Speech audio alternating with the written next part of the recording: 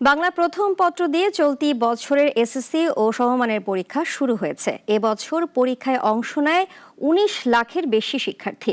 সুষ্ঠু নকলমুক্ত পরিবেশে পরীক্ষা হওয়ায় খুশি শিক্ষার্থী ও অভিভাবক।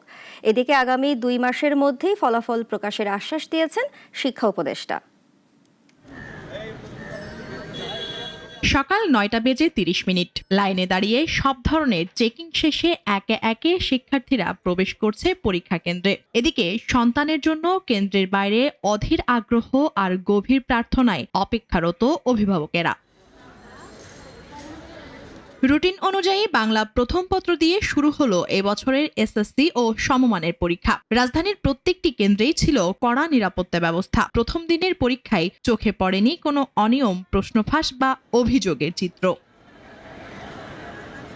পরীক্ষা চলাকালীন পুরোটা সময় প্রতিটি কেন্দ্রের সামনে চোখে পড়ে অভিভাবকদের সরব উপস্থিতি। জানান তাদের আবেগ আর উৎকণ্ঠার কথা। আমি অ্যাকচুয়ালি আসছি আমার বোনের ছেলেকে নিয়ে, আমার ভাইগনা। তো টেনশন তো হচ্ছেই, যত নাতিন পরীক্ষা। সবাই সবার বাচ্চার জন্য দোয়া করবেন, যেন সবার বাচ্চা সুস্থভাবে আল্লাহ চায় তো ভালো রেজাল্ট করতে পারে। টিচাররাও কষ্ট করছে, আমরাও কষ্ট করেছি, আমরা তো অভিভাবক, আমাদের তো কষ্ট করতেই হবে। এদিকে সকাল 10:30টায় শিক্ষা মন্ত্রণালয়ের উপদেষ্টা পরীক্ষা কেন্দ্র পরিদর্শন শেষে আশ্বাস দেন আগামী ২ মাসের মধ্যেই ফলাফল প্রকাশের।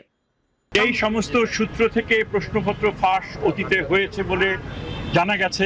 আমরা চেষ্টা করেছি সেই সূত্রগুলো প্লাগ করা, যে সেখান থেকে যেন না হতে পারে। এছাড়াও পরীক্ষা শেষে প্রশ্নের মান ভালো হয় উচ্ছ্বাস প্রকাশ করেছে শিক্ষার্থীরা।